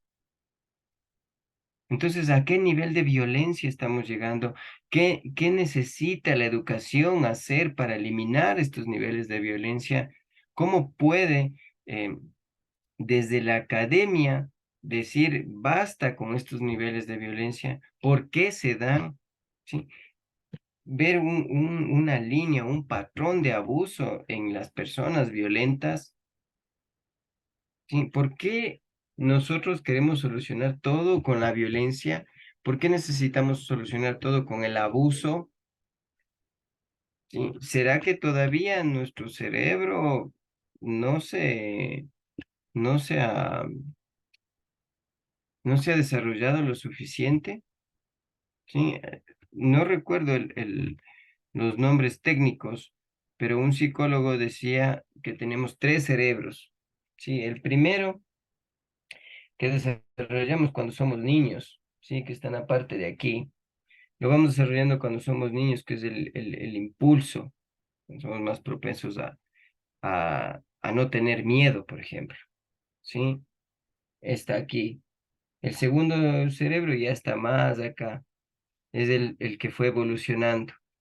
El segundo cerebro, ahí están la parte de, de las decisiones, ¿sí? En las que si nos sentimos con miedo, sentimos frustración, empezamos a actuar, ¿sí? Está la defensa ahí en ese segundo cerebro. Por ejemplo, si nosotros estamos, eh, no sé, sentados y alguien está atrás nuestro, nosotros ¿qué empezamos a sentir? ¿Sí? Cierto malestar, ¿no es cierto? Entonces empezamos a ver quién está atrás, o sea, quién me observa. Entonces, esta parte de ese segundo cerebro le está diciendo al otro, hey, ¿sí? Ten cuidado, ponte alerta, ¿sí? Tenemos peligro. Y el último cerebro ya era la parte de aquí, ¿sí? El que conocemos, el más grande de todos, de los anteriores dos. Ese es el que les controla a los dos y les dice, oigan, no, no, tranquilo, el que está atrás es buena persona, sí, cálmese. Entonces él le dice, oye, cálmate nomás, estate tranquilo y el ritmo cardíaco empieza a disminuir, nos empezamos a tranquilizar, sí. Entonces miren, esto que este cerebro, este último cerebro, madure es más difícil. Entonces, a los adolescentes y en el nivel superior, que estamos hablando de 18 hasta 25 años, es cuando recién se está formando esto de aquí. A los que trabajamos también en nivel de bachillerato, ellos están todavía con el segundo cerebro en funcionamiento. Por eso es que ellos tienen problemas, ellos están pensando en, terminan con la enamorada y se acabó el mundo. ¿Por qué? Porque todavía están en el desarrollo de esa parte cerebral. Para nosotros decimos, se fue y ya se fue, ¿no? ¿Qué podemos hacer? O sea, porque ya vamos madurando. ¿Madurando qué? Nuestro tercer cerebro. Cuando ya estamos a nivel superior, en nivel superior ya más aún, ¿no? O sea, es que terminé, pero ¿por qué estás así? O sea, tienes que ser fuerte, Entonces, ahí su mente le va a decir, es verdad, ¿no? O sea, hay más cosas por las que me tengo que preocupar, tranquilos y tranquilo. Entonces, va disminuyendo. Pero ya cuando estamos adultos ya vienen otras situaciones. Entonces, por eso es que hay que entender cada una de las facetas de los procesos y hay que tener estudios, ¿sí? Dentro de la educación, sumado con la sociología, para entender cómo esos procesos están inmersos en la sociedad, ¿sí? Entonces, continuamos nuestra, con nuestra guía para avanzar, ¿sí? Entonces, miren, ahondamos estereotipos, ¿sí? Estos estereotipos los generalizamos e influyen en nuestro desarrollo. Entonces, miren, estereotipos como cuáles, ¿sí? Em, Tienden a prestar más atención, hacen más preguntas, los varones hacen más preguntas que las mujeres, las materias, eligen materias como las ciencias y la matemática, los profesores pueden reforzar los estereotipos de género al asignar roles. Sí, como les decía, ¿no? Los roles. Vamos a hacer grupos de trabajo. Ah, tú eres mujercita, ayúdanos escribiendo. Sí, tú eres mujercita, tienes buena letra. ¿Ya? Entonces, ese es, esos consideramos como micromachismos. ¿Por qué? Porque estamos reforzando este patrón. Y esto se da, pues, con los roles que nosotros tenemos. Entonces dice, pedir al varón que ayude con el material pesado, ¿sí? A las niñas que limpien la pizarra. Las acciones transmiten mensajes de que hay tareas más apropiadas para los unos que para los otros. Cuando hay mujeres que son fuertes, ¿sí? Miren, ahí está Neisida Jones, ¿sí? Entonces, si a mí me dicen levanta esas pesas, yo no puedo, pero ella va a levantarlas. Entonces, no por eso quiere decir que vamos a estar en una lucha. Entonces, estos estereotipos, como ya les decía, ahondan más en dónde, en el hecho de los textos educativos. Entonces, si nosotros estamos a nivel de bachillerato, a nivel superior, debemos buscar textos en donde sí se eliminen estos sesgos. Sí, textos donde se abra un abanico de opciones para todos. Por ejemplo, eh, leer mucho Galeano, ¿sí? Adela Cortina, ¿sí? Son escritores que tratan de mantener esta situación. Leer a otros filósofos, por ejemplo, Sigmund Bauman, ¿sí? Bauman habla del hecho de esta sociedad líquida donde nada importa, donde todos creemos hacer lo que está bien, ¿sí? Y que no pasa nada. ¿Por qué? Porque todo es como líquido, fluye, ¿sí? Y esa es esa sociedad a la cual nos está acarreando, ¿no? O sea, el éxito es dejar que todo fluya. Entonces también nos habla, por ejemplo, del amor líquido. Entonces Bauman hace todo ese estudio, ¿sí? En la gente y dice, oiga, ¿por qué la gente se comporta como se está comportando? Dice, porque existe un germen que le está diciendo, ¿sí? Que nosotros conocemos como el posmodernismo, que nos dice que vive el día de hoy como si fuese el último. Vive el día de hoy como si no hubiese un mañana. Entonces, no nos preocupamos del futuro, nos preocupamos solo del hoy. Y la gente antigua, sí, la gente de mayor edad, sí se preocupa por el futuro. Por eso es que en el futuro logran, sí, hacer sus cosas, sí, y tener su dinero y ahorrar y comprarse una casa y comprar una refri, y comprar un auto. ¿Por qué? Porque están pensando en el futuro. Entonces, eso es lo que dice Bauman con esto de la sociedad líquida, ¿no? Entonces, es un texto muy interesante, muy bonito. Bauman también escribe, por ejemplo, del miedo, ¿sí? Y hace una analogía de esto de la educación, cómo nosotros colaboramos a que se ahonde el miedo en las personas. Entonces dice, el miedo es una enfermedad. Mire a qué grado le eleva, ¿no? Un grado de enfermedad, es decir, vean, o sea, si yo tengo muchísimo miedo de hacer las cosas, o sea, terrible. Entonces, ¿Cómo ahondamos esto? Estos estereotipos, ¿sí? Cuando manejamos igual la figura del hombre como un líder y la figura de la mujer como una cuidadora, dependiente del hombre. Y eso es algo que culturalmente está aceptado, ¿ya? Entonces, van a limitar las aspiraciones de la mujer, van a limitar las opciones. ¿Por qué? Porque el hombre tiene mayor énfasis, mayor fuerza, ¿no? Entonces, también en la guía les planteaba que se debería estudiar la parte del currículo escolar, ¿sí? En el aspecto superior, los sílabus. ¿Para qué? Para replantear estos contenidos, los objetivos, la metodología, ¿sí? Tenemos un papel fundamental de eliminar estas situaciones de género. Por ejemplo, no se hablaba de inclusión a nivel superior. Hoy en día ya estamos hablando de inclusión a nivel superior. Entonces, esas situaciones son las que deben cambiar el chip de todas las personas. Nuevamente, la educación no es el fin, es el medio para mejorar todos los fines. ¿Ya? Entonces, transformar estos estereotipos existentes es mejorar la situación de las materias. ¿En qué sentido? En las actividades que se realizan, por ejemplo, educación física, educación sexual. Entonces, sostienen, vamos a hacer una campaña sobre educación sexual. Y las personas adultas dicen, claro, ya les van a enseñar lo que tienen que hacer. Entonces, esa visión del ser humano no debería ser la adecuada, más bien debería ser, no, van a darles charlas de educación sexual. Ah, mejor para prevenir. ¿Prevenir qué?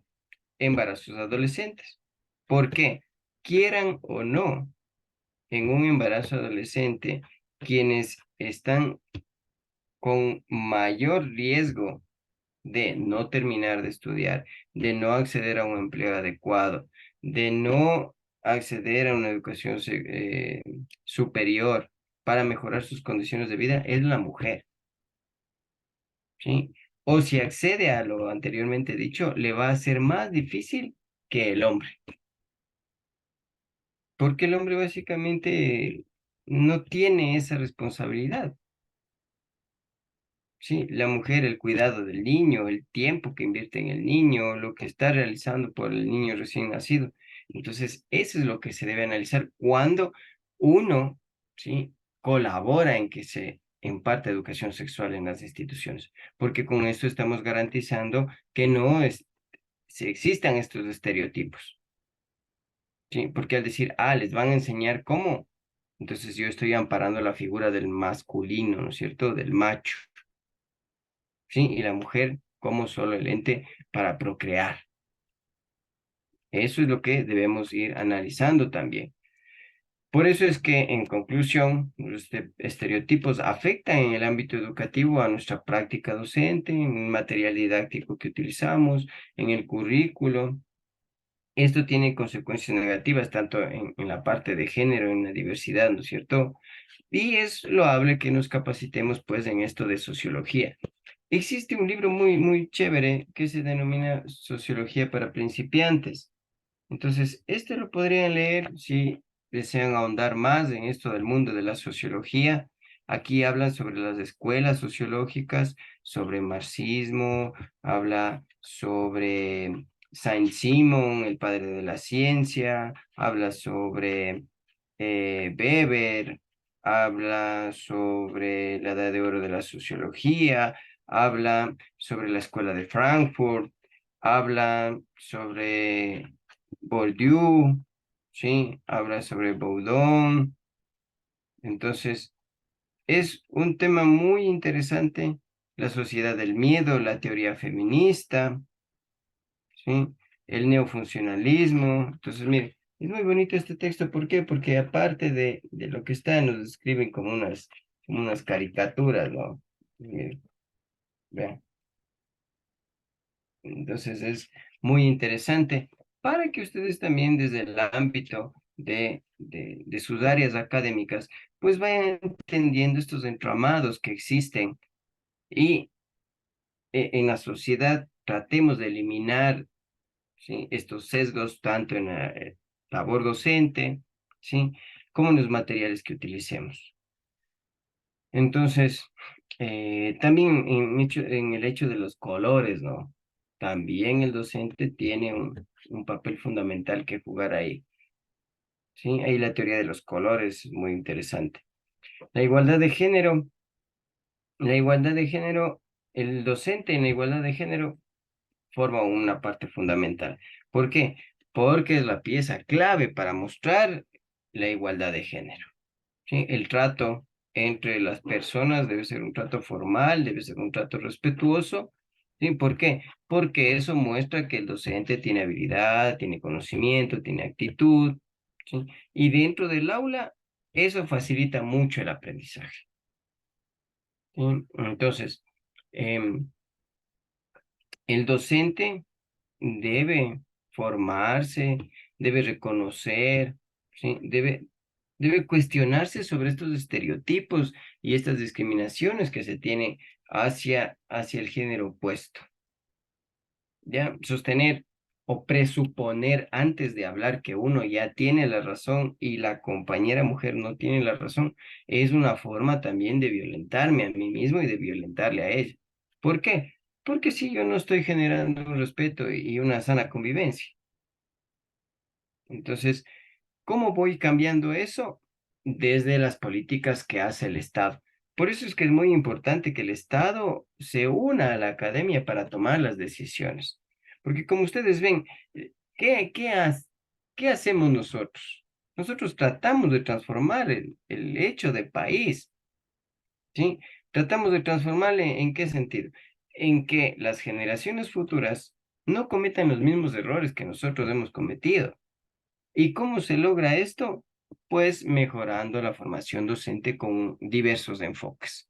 Entonces, programas de formación de docente en el plano inicial, educación en igualdad, em, formación continua, cursos de prevención de violencia de género, como les explicaba, ya lo ha hecho el Ministerio de Trabajo, programar tutorías, acompañamientos, asesorías, que eso es también importante. La práctica docente debe dar lo que se conoce como una acción que debe estar encaminada dentro del currículo nacional, dentro de nuestros sílabos, dentro de una visión más plural, ¿sí? Eso debemos garantizar. Y también, pues, transformar estas relaciones que se van dando, acarrearlas al respeto, la cooperación, solidaridad, ¿no es cierto? Y ahora, por último, tenemos esto de educación y tecnología. El uso de las TIC en el aula, ¿sí? Es algo que también analiza la sociología. ¿Por qué? Porque la sociología nos dice que eh, para eliminar el analfabetismo digital debemos de enseñar ¿con qué? Con tecnología. Entonces, las herramientas tecnológicas que hoy tenemos nosotros que nos colaboran a la educación, existen millones, ¿sí? O sea, no tienen idea, en Internet tenemos muchísimas herramientas que nos colaboran al momento de planificar, al momento de realizar tesis, al momento de realizar investigaciones, o sea, tenemos todo un abanico. O sea, en esa parte, eh, luego del COVID se empezó una oleada, pero muy fuerte en el tema de la tecnología para la educación. ¿Ya? Por ejemplo, existe un proyector que lo venden en Colombia, se llama Tommy.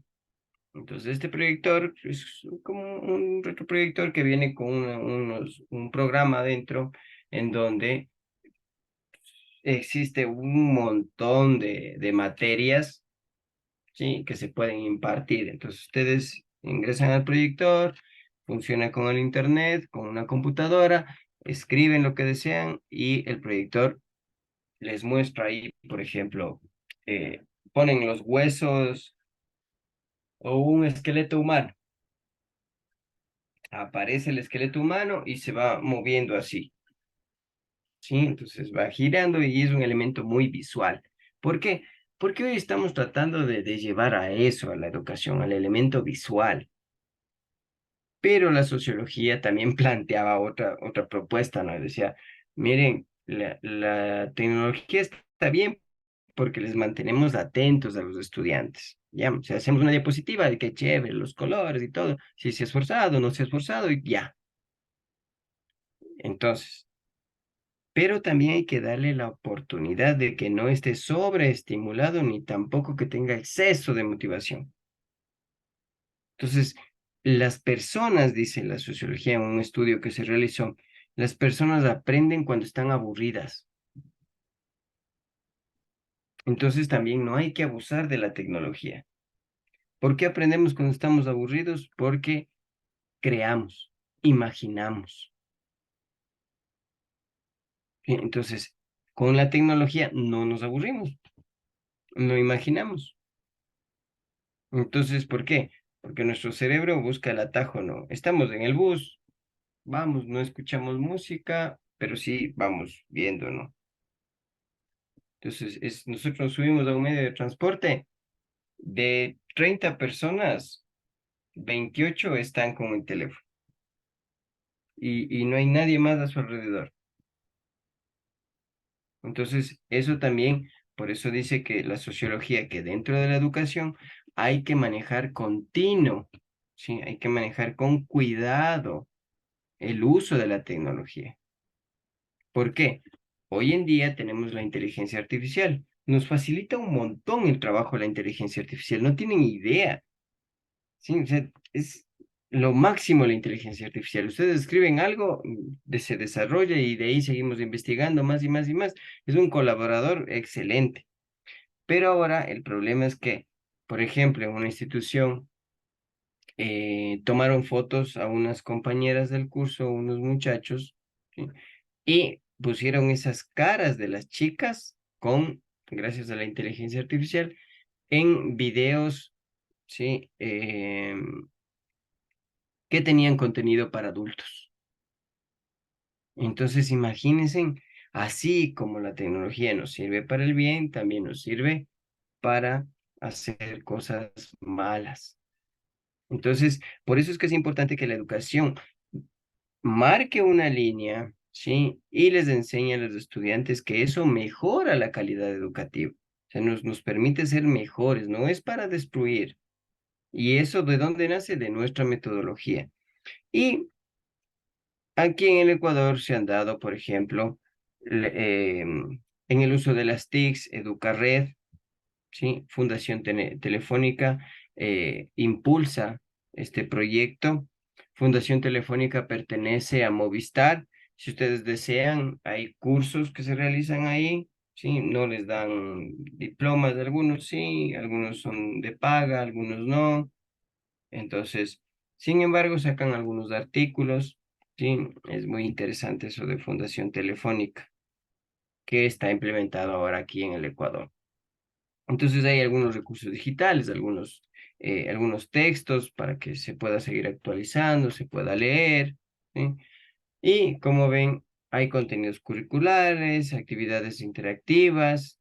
Por ejemplo, en las TICs podemos utilizar una página que se llama Socrative, otra que se llama EducaPlay, ¿sí? Que son fenomenales para cualquier ámbito. Eh, a nivel superior podemos utilizar Kahoot, ¿sí? Que son plataformas que nos colaboran. Entonces, eso en cuanto a la formación docente, a mejorar nuestras competencias, ¿sí? En el Ecuador también existe otro programa que se llama Conectados, que es el ámbito de bachillerato. A nivel superior, nosotros podemos utilizar varias plataformas, ¿sí? Por ejemplo, tenemos ahí Classroom, que es la que más se utiliza, ¿no es cierto? Ponen en el Classroom la información y después se va desarrollando. Tenemos los mismos videos de YouTube, ¿ya? Hoy en día se está trabajando mucho con lo que es podcast y los podcasts a nivel superior, los podcasts increíbles, ¿sí? De varias personas que son profesionales en diversas áreas y que permiten este acercamiento a esa parte de la ciencia en los podcasts. Y también se está trabajando con lo que es Spotify, ¿sí? Que es para ir escuchando, ¿no? Entonces, solo audio ¿sí? Y se va generando esto. Para que vean que solo basta tener un celular para poder conectarse al mundo de la tecnología, ¿sí? En el celular, en la parte del,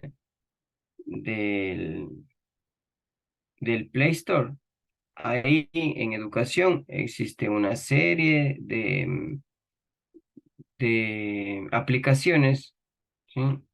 Que me van a mostrar diversas formas. Por ejemplo, en nivel superior, cuando se estudia finanzas, así se estudia la parte de impuestos, hay un programa que se llama Turnip Boys. Turnip Boy. Es bien, bien chévere.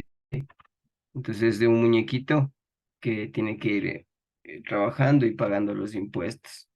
¿Sí? Entonces, sí, sí, es como una especie de sociedad, de mini sociedad con ese muñequito, pero que es interesante. Por ejemplo, a nivel superior en esta parte de las TICs, nosotros conocemos lo que se llama la gamificación del aula, ¿sí? Entonces, ¿qué es gamificar? Por ejemplo, yo deseo aprender sobre el Imperio Romano, entonces yo no voy a enseñarles todo lo del Imperio Romano, sino voy a trabajar, no sé, en cómo se fueron formando los imperios, ¿sí? Pero con un videojuego que se llama ¿cómo es? Age of Empires, ¿sí? La era de los imperios. Entonces, miren, yo voy a enseñar sobre la Segunda Guerra Mundial. Ah, chéverazo, voy a enseñar sobre la Segunda Guerra Mundial, pero, ¿sí? Voy a enseñar, eh, no sé, con un elemento interactivo, ¿sí? Con un video. Y voy a enseñar, por ejemplo, jugando Medalla de Honor en el PlayStation. Entonces, miren, ya para el nivel superior, ¿sí? Ya tengo que gamificar, pues, puedo buscar información en la internet, cómo puedo gamificar mi clase sobre el tema que yo esté dando y puedo desarrollar ahí mi videojuego, ¿ya? Déjenme ver si por aquí tengo, tenía unas diapositivas de la Segunda Guerra Mundial, muy, muy, muy interesantes, muy, muy chéveres, que una vez me descargué para que más o menos me entiendan cómo se puede gamificar cómo se puede gamificar esta, creo que es,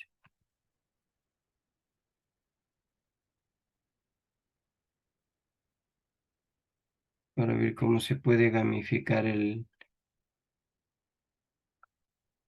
el aula. A ver, veamos si se abre acá. Déjenme ver.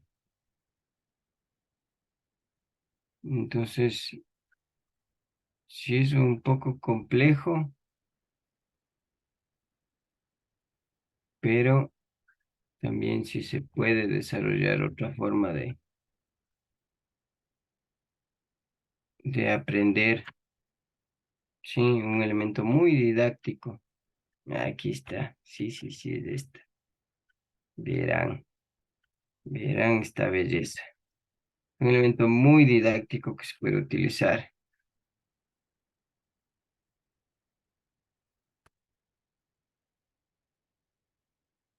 Entonces, miren, así se puede gamificar el aula. Miren, entonces ahí aparecen la Segunda Guerra Mundial, ¿no es cierto? Entonces tenemos las diferentes potencias. Miren, ahí está Alemania tomada por el Partido Nacional Socialista, ¿ya? Y también se toma el este de Prusia. Luego, escuchan, se da el avance de las tropas hacia el lado occidental. Sí, se da el avance hacia el sur también y Austria es tomada por las tropas nacionalsocialistas. Luego, al avance hacia Checoslovaquia. Luego, es tomada Checoslovaquia por los nazis. Italia, ¿qué sucede Italia? Italia también va con el señor Mussolini y se toma Albania, Sicilia.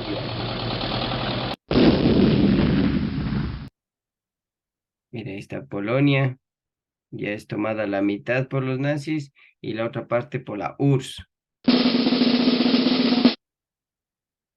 Ahí va el avance de las tropas nacionalsocialistas.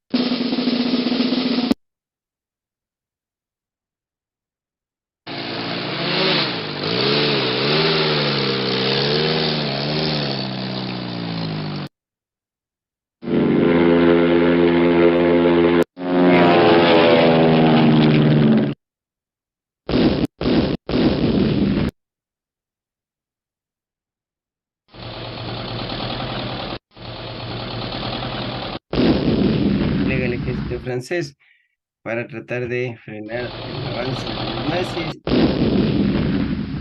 Sin embargo, no lo logra, ¿no es cierto? Y es tomada Francia por los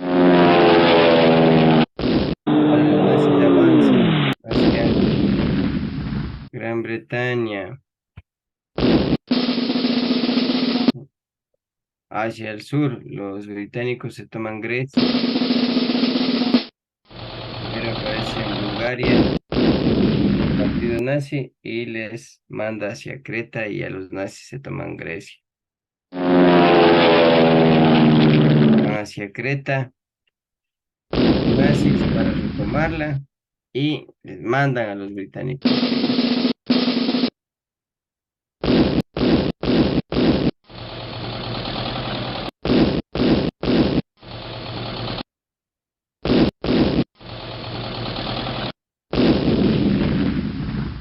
Miren la avanzada del partido alemán. Ahora van a ingresar por el Mediterráneo los británicos. Los estadounidenses también van a apoyar. Ahí es como la guerra civil mundial, ¿no? Miren.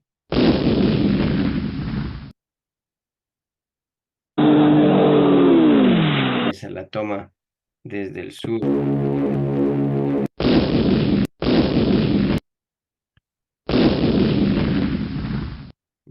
Y les obligan a retroceder los nazis.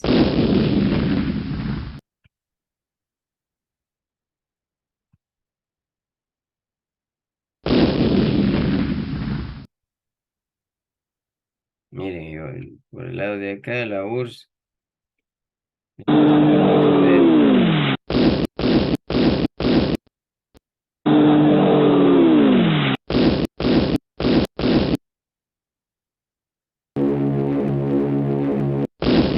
Ataques.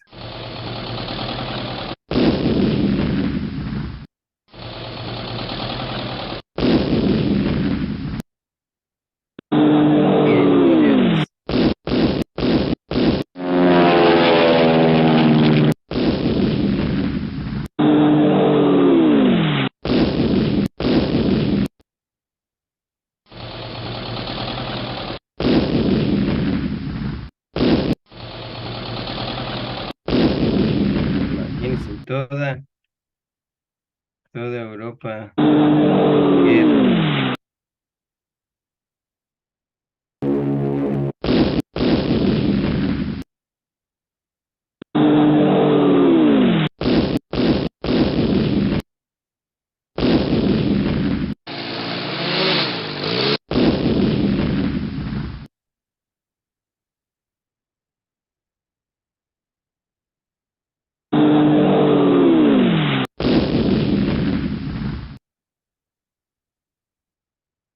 Ya viene la reconquista de Europa.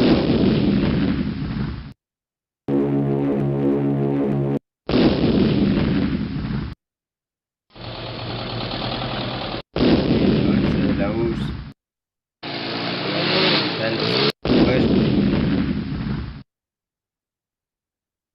Los estadounidenses también por el lado occidental. Mostrar su poderío. Sigue avanzando la URSS, que luego empiezan a repartirse Europa, ¿no? Entonces, miren.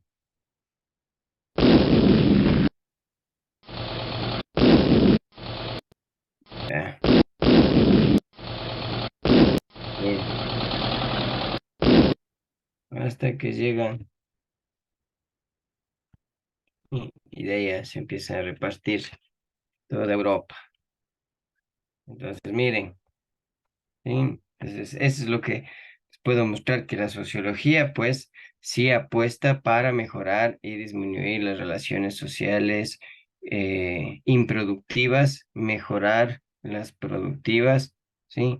Y que no exista esta desigualdad en lo que, en el mundo, ¿no? Entonces, como les digo, la sociología nos colabora mucho para estudiar los procesos sociales, los procesos educativos, cómo necesariamente los fines de la educación pueden afectar a una sociedad más justa o una sociedad más injusta, y cómo lo que hacemos en el presente, pues, estamos garantizando en el futuro. Entonces, sin quitarles más de su tiempo, pues espero que haya sido de su agrado. La siguiente materia ya les tocaría el siguiente sábado. El- Recuerden que el día de mañana va a habilitarse el examen. Recuerden repasar, recuerden leer muy bien la guía. De la guía está el examen, léanla muy bien. No va a estar literalmente, ahí está. Sí, léanla, por favor. Y bueno, pues un fuerte abrazo para ustedes, para sus familias, que se mantengan con salud, que se mantengan con paz. Y pues nos veremos en una próxima oportunidad. Se cuidan, un abrazo fuerte. Hasta luego. Ya, que tenga Gracias, buenas Pasen gracias, bien. Buenas Magíster. noches. Muchas gracias, una buena Gracias. Hasta noche. luego.